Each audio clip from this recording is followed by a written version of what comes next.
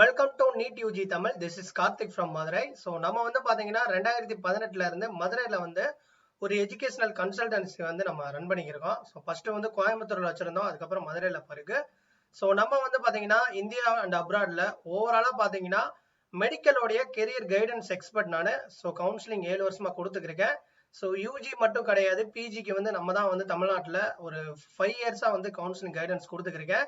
So NEET UG MBBS BDS கவுன்சிலிங்க்கு இந்த வருஷம் வெயிட் பண்ணக்கூடிய பேரண்ட்ஸ் அண்ட் கேண்டிடேட்ஸ் வந்து உங்களுக்கு கவுன்சிலிங் கெரியர் கைடன்ஸ் சப்போர்ட் வேணும் அப்படின்னா நம்ம கீழே வீடியோ கீழே டிஸ்கிரிப்ஷன்ல ஒரு வாட்ஸ்அப் குரூப் கொடுத்துருக்கோம், ஜாயின் பண்ணிக்கோங்க. அதே மாதிரியே வந்து நீட் பிஜி உடைய கவுன்சிலிங் கைடன்ஸும் வந்து பார்த்தீங்கன்னா 5 இயர்ஸாக கொடுத்துருக்கோம். ஸோ எம்டி எம்எஸ், அதுக்கப்புறம் எம்டிஎஸ், டிஎன்பி டிப்ளமோ, அதுக்கப்புறம் பார்த்தீங்கன்னா பேராமெடிக்கல்ல யூஜி அண்ட் பிஜி கொடுத்துருக்கோம். அதே மாதிரியா சித்தா, ஆயுர்வேதா, இன்னொன்று ஹோமியோபதி, நேச்சுரோபதி, ஸோ இந்த கோர்சஸ்க்கும் நம்ம கொடுத்துருக்கோம். அதே மாதிரியா ஆயுஷோடைய பிஜி கோர்சஸ்க்குமே நம்ம கவுன்சிலிங் கைடன்ஸ் கொடுத்துருக்கோம். ஸோ தொடர்ந்து வந்து நம்மளுடைய சேனல்ஸ் நிறைய சேனல்ஸ் இருக்கு, ஃபாலோ பண்ணிக்கோங்க. ஸோ இந்த வீடியோ வந்து முழுக்க முழுக்க வந்து நம்மளை பத்தின ஒரு இன்ட்ரோ வீடியோ தான் வந்து, ஏன்னா இதுவரை நம்ம ஃபேஸை வந்து ரிவீல் பண்ணி போட்டதில்லை. ஸோ இதுதான் வந்து ஃபர்ஸ்ட் டைம். ஸோ தொடர்ந்து வந்து உங்களுடைய ஆதரவை நம்ம சேனலுக்கு கொடுங்க. ஸோ நிறைய பேருக்கு ஷேர் பண்ணுங்க, லைக் பண்ணுங்க, கமெண்ட் பண்ணுங்க. So thanks. Welcome to NEET UG Tamil. This is Karthik from Madurai. இன்னைக்கு நம்ம பார்க்க போற video, so National Testing Agency என்டிஏல இருந்து இன்னைக்கு வந்து ஒரு அர்ஜென்ட் நோட்டிஃபிகேஷன் கொடுத்துருந்தாங்க. So frequently asked questions FAQs related to post declaration of the NEET UG 2024 result அப்படின்னு சொல்லிட்டு நமக்கு ஒரு PDF கொடுத்துருக்காங்க. ஒரு 37 கொஸ்டின்ஸ் இருக்கு, 37 ரெஸ்பான்ஸ் வந்து என்டிஏ தரப்புல கொடுத்துருக்காங்க. அது என்னென்னு சொல்லிட்டு பார்ப்போம். ஃபர்ஸ்ட் கேட்கப்பட்டது, what is the national eligibility entrance, அதாவது eligibility cum entrance test NEET UG. NEET UG எதற்கு அப்படின்னு சொல்லிட்டு கேட்டதுக்கு 2019க்கு முன்னாடி வந்து பாத்தீங்கன்னா APMT, ஸோ ஆல் இந்தியா லெவலில் ஒரு இது வந்து ஃபாலோ பண்ணாங்க. அப்போ வந்து பாத்தீங்கன்னா நீட் கிடையாது, ஓகேவா. ஸோ 12th மார்க் அடிப்படையில் தான் வந்து இது பண்ணாங்க. 2019க்கு அப்புறம் என்னன்னா சுப்ரீம் கோர்ட் ஆர்டர் படி, அதாவது minister of health and family welfare and the minister of education, இவங்க வந்து நீட் எக்ஸாம் கண்டக்ட் பண்ணணும் அப்படின்னு சொல்லிட்டு ஸோ இந்த நேஷனல் டெஸ்டிங் ஏஜென்சி கிட்ட ஒப்படைச்சாங்க 2019, ஓகேவா. ஸோ அவங்க என்டிஏன்ற ஒரு ஏஜென்சி மூலயமா வந்து 2019 இருந்து கண்டக்ட் பண்ண ஆரம்பிச்சாங்க. இது ஒன்று. ரெண்டாவது கொஸ்டின்ஸ் என்ன கேட்டிருக்காங்கன்னா, இந்த நீட் எக்ஸாம் யார் யாருக்கு ரொம்ப முக்கியம், அதாவது mandate, what is the mandate of the NTA for the conduct of the national eligibility entrance test. So யாருக்கும் வந்து இந்த நீட் எக்ஸாம்ஸ் கட்டாயம் எடுத்துக்கிட்டிங்கன்னா, ஃபர்ஸ்ட் வந்து எல்லாருக்கும் தெரியும் MBBS PDS வந்து as per section 14 NMC rules படி 2019 MBBS PDSக்கு நீட் எக்ஸாம்ன்றதை இன்ட்ரடியூஸ் பண்ணாங்க.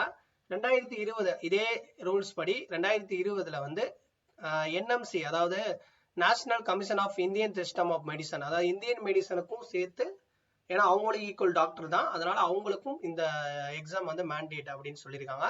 அதாவது யார் யாருக்குன்னா சித்தா, ஆயுர்வேதா, இன்னொன்று ஹோமியோபதி, BAMS, BAMS, BSMS, அதுக்கப்புறம் பார்த்தீங்கன்னா நேஷனல் கமிஷன் ஆஃப் ஹோமியோபதி அவங்களுடைய அந்த இதுபடி, ஸோ BHMS, ஸோ இந்த 4 படிப்புகளுக்கும் நீட் கட்டாயம்ன்ற மாதிரியா அவங்க வந்து சொல்லியிருக்காங்க. அதுக்கப்புறம் பார்த்தீங்கன்னா BSc நர்சிங் கோர்சஸும் பார்த்தீங்கன்னா AFMCல படிக்கணும் அப்படின்னா அதுக்கும் இந்த நீட் மார்க்கை வந்து வச்சு தான் அவங்க வந்து குவாலிஃபை வச்சு தான் அவங்க வந்து ஷார்ட் லிஸ்ட் பண்ணி அட்மிஷன் போடணும்னு சொல்லியிருக்காங்க. அதே மாதிரி ஒரு சில இன்ஸ்டிடியூஷன்லேயே வந்து இந்த நர்சிங்க்கும் கண்டிப்பாக வந்து நீட் முக்கியம் அப்படின்ற மாதிரியும் தெளிவாக சொல்லியிருக்காங்க.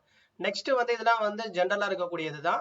மூணாவது பாயிண்ட் என்ன சொல்லியிருக்காங்கன்னா, நீட் எக்ஸாம் எப்போ நடந்துச்சு, ஸோ அதோடைய ரிசல்ட் அப்போ. அதே மாதிரியே வந்து 2024 எத்தனை மொழி, 13 மொழியில் நீட் கண்டக்ட் பண்ணாங்க. இதெல்லாம் வந்து ஜென்ரலாக இருக்கக்கூடியதான்.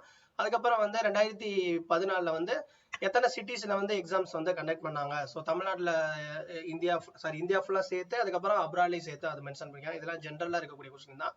ஓகே, ஆறாவது வந்து முக்கியமான வருது, which are the other organization which utilize the scores of NEET UG 2024. இந்த நீட் எக்ஸாம்ஸ் உடைய ஸ்கோரை வந்து வேற யாரெல்லாம் வந்து யூட்டிலைஸ் பண்றாங்க, அதை பயன்படுத்தி அட்மிஷன் பண்றாங்க அப்படின்னா எல்லாருக்கும் தெரியும்.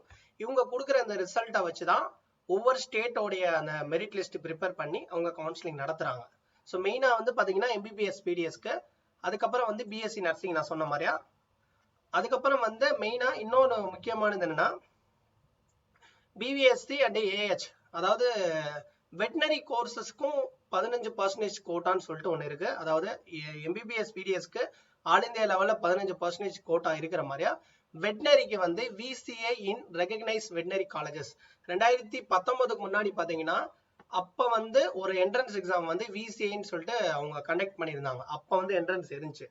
அதுக்கப்புறம் வந்து நீட் வந்ததுக்கு அப்புறம் இண்டிவிஜுவலா எதுக்கு என்ட்ரன்ஸ் வைக்கணும், அதனால வந்து நீங்க நீட்டோட எக்ஸாம்ஸ் வரக்கூடிய பாஸ் அந்த அவங்க அந்த நீட் எக்ஸாம் எழுதுற அந்த கேண்டிடேட் தான் ஸோ வந்து ஸ்கோர் வருதோ அதே இதை வந்து நீங்க யூட்டிலைஸ் பண்ணிக்கலாம் அப்படின்னு சொல்லிட்டு ஒரு இது கொண்டு வந்தாங்க, ஜட்மெண்ட் அந்த டைம்ல வந்து கொண்டு வந்தாங்க. அதனால வந்து நீட் எழுதினாலே ஸோ எதுக்கு வந்து இண்டிவிஜுவலா தனித்தனியா எக்ஸாம் வைக்கணும், அதனால நீட் எக்ஸாம் அந்த மார்க்கை வச்சே நம்ம வெட்டினரிக்கு பண்ணிக்கலாம்னு சொல்லிட்டு ஸோ இவங்க அந்த மார்க்கை வந்து 15% யூஸ் பண்ணிக்கலாம். சப்போஸ் உங்களுக்கு நீட் எம்பிபிஎஸ் பிடிஎஸ் கிடைக்கல, வெட்டினரிக்கு நீங்க ட்ரை பண்ணலாம். ஸோ அதே மாதிரி பிஎஸ்சி நர்சிங் ஒரு சில இன்ஸ்டியூஷன்ல இந்த நர்சிங் கோர்ஸ் அதுதான் இங்க சொல்லியிருக்காங்க. இன்னொரு முக்கியமானது என்னன்னா, இவங்க கொடுக்குற டேட்டாவை வச்சுதான் நமக்கு தமிழ்நாடு ஒவ்வொரு ஸ்டேட்டும் வந்து பயன்படுத்தி ஸ்டேட் கவுன்சிலிங் நடத்துவாங்க. அடுத்த பாயிண்ட்ல சொல்லியிருக்காங்க. What is the role of the NTA? So ஒரு என்டிஏ உடைய ரோல் என்ன அப்படின்னு கேட்டிருக்காங்க. அவங்க எக்ஸாம் கண்டக்ட் பண்றது, என்எம்சி உடைய கிரிட்டீரியா எலிஜிபிலிட்டி கிரிட்டீரியா படி ஆல் இந்தியா ரேங்க் பிளேஸ் பண்ணி மெரிட் ப்ரிப்பேர் பண்ணி கொடுக்கறதா உங்களுடைய அந்த ஸோ ரெஸ்பான்சிபிலிட்டி. இன்னொன்னு முக்கியமானது என்னன்னா, இந்த இடத்துல சொல்லியிருக்காங்க, when candidates apply to the state they will mention their category as per the state category list. State counseling authorities will accordingly make their merit list. The same is the case with the domicile அப்படின்னு சொல்லியிருக்காங்க. அதாவது என்ன அப்படின்னா, நீங்க all India வழியில போறப்ப வந்து உங்களுக்கு டொமிசைல்ன்றது எதுவுமே கிடையாது. இப்ப ஃபார் எக்ஸாம்பிள், நான் வந்து ஒரு ஆந்திரா கேண்டிடேட், நான் வந்து தமிழ்நாட்டுல வந்து படிக்கணும் அப்படின்னா நான் ஸ்டேட் வழியா வர முடியாது. ஏன்னா நான் வந்து பிறந்து வளர்ந்தது படிச்சது எல்லாமே ஆந்திரா. அதே மாதிரி நான் கர்நாடகாவில் இருக்கேன் அப்படின்னா படிச்சது இருக்கிறது எல்லாமே என்னோட நேட்டிவ் எல்லாமே கர்நாடகா. ஆனா நான் தமிழ்நாட்டுக்குள்ள நேரா போய் நான் எம்பிபிஎஸ் படிக்கணும் அப்படின்னா என்னால வந்து ஸ்டேட் கோட்டா வழியா போக முடியாது, ஆல் இந்தியா கோட்டா வழியா தான் போக முடியும். ஸோ அதனால வந்து டொமிசைல்ன்றது இந்த இடத்துல ரொம்ப முக்கியம். அதே மாதிரி ஸ்டேட் கவுன்சிலிங்ல ஒவ்வொரு ஸ்டேட்டுக்கும் என்ன கேட்டகரி இருக்கோ அதை தான் அவங்க வந்து மென்ஷன் பண்ணி ப்ரிப்பேர் பண்ணணும்னு சொல்லி தெளிவாக சொல்லியிருக்காங்க. ஸோ இது வந்து உங்களுக்கு நான் ஷார்ட்டாக சொல்லியிருக்கேன். நெக்ஸ்ட் வந்து what are the highlights of the NEET UG 2024? இது என்ன ஹைலைட்ஸ்ன்றது ஜென்ரலாக தான் சொல்லியிருக்காங்க. இது என்னன்னு பார்த்தீங்கன்னா, total number of appear candidate இந்த வருஷம் எவ்வளோ வந்து அப்பியர் ஆனாங்கன்னா 24,06,079 போட்டிருக்காங்க. ஸோ இதுல வந்து அப்பியர் கேண்டிடேட், அதாவது டோட்டல் கேண்டிடேட் அப்பியர் வந்து 23,33,397. இந்தியன் நேஷனல்ஸ் வந்து பாத்தீங்கன்னா 24,02,774. NRI 1,304, OCI 805, foreign nationals 1,196. மேல் வந்து பாத்தீங்கன்னா இதுல ஃபாரின் நேஷனல் மேல் வந்து 10,29,198, ஃபீமேல் 13,76,863. தேர்ட் ஜெண்டர் வந்து தேர்ட் ஜெண்டர் பாத்தீங்கன்னா 18. அன்ரிசர்வ் வந்து டோட்டலா கேட்டகரி வைஸ் பாக்குறப்ப யூஆர் அன்ரிசர்வ் வந்து 6,47,660. எஸ்சி 3,56,227. எஸ்டி 1,57,115. ஓபிசி 1,54,277. ஜெனரல் இவிஎஸ் பாத்தீங்கன்னா 1,90,700. ஸோ இது வந்து போட்டிருக்காங்க. நெக்ஸ்ட் வந்து பாத்தீங்கன்னா 9வது கொஸ்டின் என்ன கேட்டிருக்காங்கன்னா, is there and increase in the registration இந்த அதாவது ப்ரீவியஸ் இயர் கம்பேர் பண்றப்ப இந்த வருஷம் ரெஜிஸ்ட்ரேஷன் வந்து இன்க்ரீஸ் ஆயிருக்கான்னு கேட்டா, yes there is an increase of 16.85% வந்து டோட்டல் ரெஜிஸ்ட்ரேஷன். ஓகேவா? இன்க்ரீஸ்ன்னு பாத்தீங்கன்னா போன வருஷத்தை விட இந்த வருஷம் இன்க்ரீஸ் ஆயிருக்கு அப்படின்னு சொல்லியிருக்காங்க. ஸோ கேட்டகரி வைஸ் பாத்தீங்கன்னா 8.17 increase in general, 19.72 in SC, 20.46, ST 20+12%, in OBC NCL 24.34 அப்படின்னு சொல்லியிருக்காங்க. ஸோ ரெஜிஸ்ட்ரேஷன் இந்த வருஷம் வந்து 16.85% வந்து இன்க்ரீஸ் ஆயிருக்கு.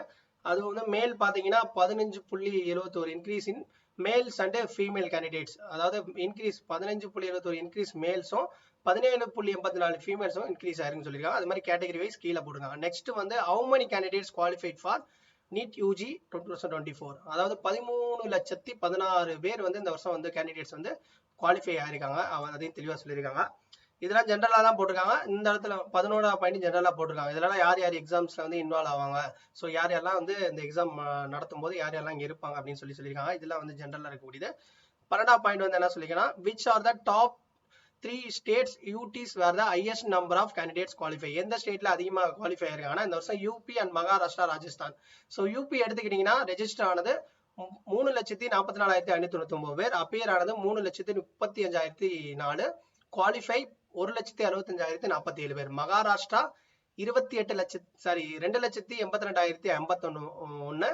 அப்பியர் 2,75,457. குவாலிஃபை 1,42,665. ராஜஸ்தான் பாத்தீங்கன்னா register 1,78,256. Appear 1,74,893. Qualify 1,21,240. So next வந்து has the syllabus of the NEET UG 2024 been revise. அதாவது இந்த வருஷம் வந்து நமக்கு சிலபஸ் எதுவும் ரிவைஸ் ஆச்சா அப்படின்னு கேட்டா எஸ் ரிவைஸ் ஆச்சுன்னு சொல்லியிருக்காங்க.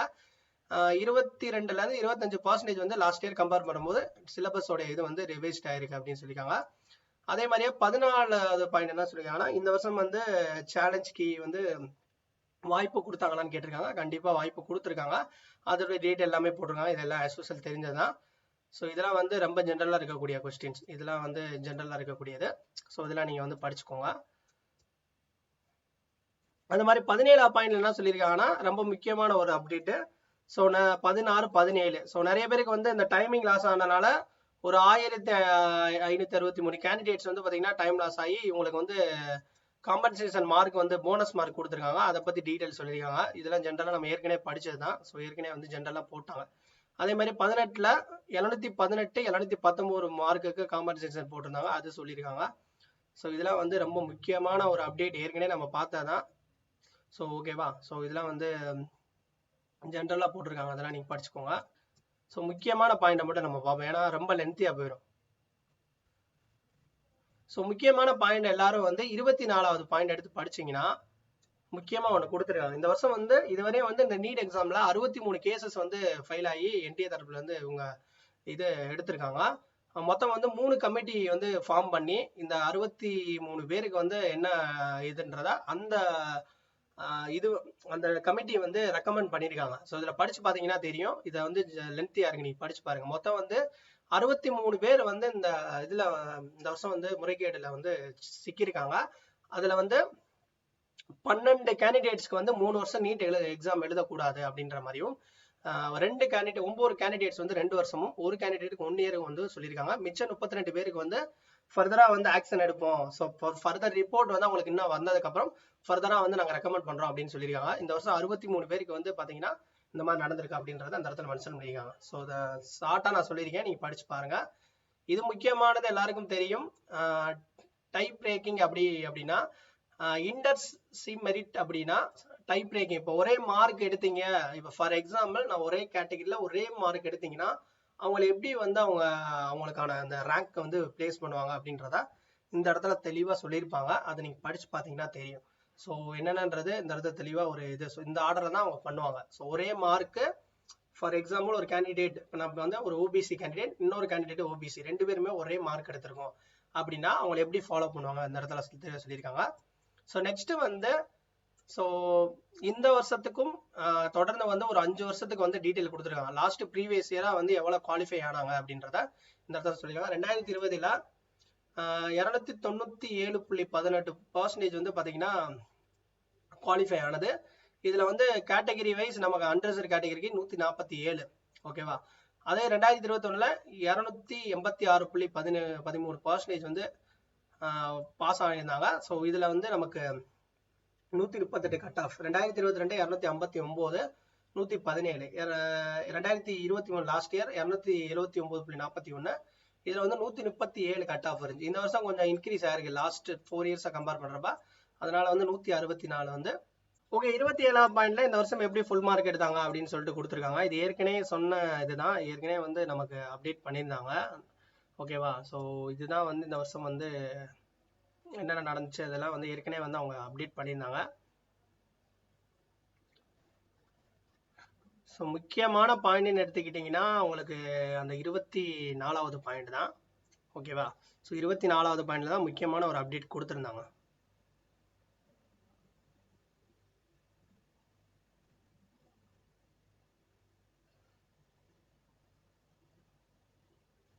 ஸோ இன்னொன்று முக்கியமான அப்டேட் வந்து இதுவும் ஏற்கனவே அப்டேட் பண்ணதான். ரிசல்ட் வந்து இவங்க 4ஆம் தேதி விடுறதுக்கு 14ஆம் தேதி விடுறதுக்கு 4ஆம் தேதி விட்டாங்க. என்னன்னு கேட்டதுக்கு இவங்க 30 நாள் வந்து மேக்ஸிமம் வந்து பார்த்தீங்கன்னா ஆன்லைன் ஆஃப்லைன் எக்ஸாம்ஸ் வச்சா கண்டிப்பாக 30 நாளுக்குள்ள ரிசல்ட் விடுன்ற ஒரு சேலஞ்சிங்னால இருந்தனால இவங்க சீக்கிரமா விட்டேன்னு சொல்லிட்டாங்க. அதுக்கப்புறம் வந்து இதெல்லாம் ஏற்கனவே அப்டேட் பண்ணாதான். ஸோ மெயினான பாயிண்ட் பார்த்தீங்கன்னா அந்த 24 தாங்க. மற்றதெல்லாம் வந்து ஜென்ரலாக தான் வந்து கொடுத்துருக்காங்க. அது ஏற்கனவே அப்டேட் பண்ணிட்டாங்க. ஓகே, இந்த வீடியோ வந்து உங்களுக்கு ஒரு இன்ஃபர்மேட்டிவாக இருக்கும். ஸோ நீங்களும் வந்து இந்த பிடிஎஃப் வந்து ரீட் பண்ணி பாருங்க. உங்களுக்கு ஏதாவது டவுட்ஸ் இருந்துச்சு, ஏதாவது வந்து உங்களுக்கு தப்பாக தோணுதுன்னா கீழே கமெண்ட் செக்ஷன் சொல்லுங்க. அடுத்த வீடியோ நெக்ஸ்ட் அப்டேட் பண்ணுறேன். ஸோ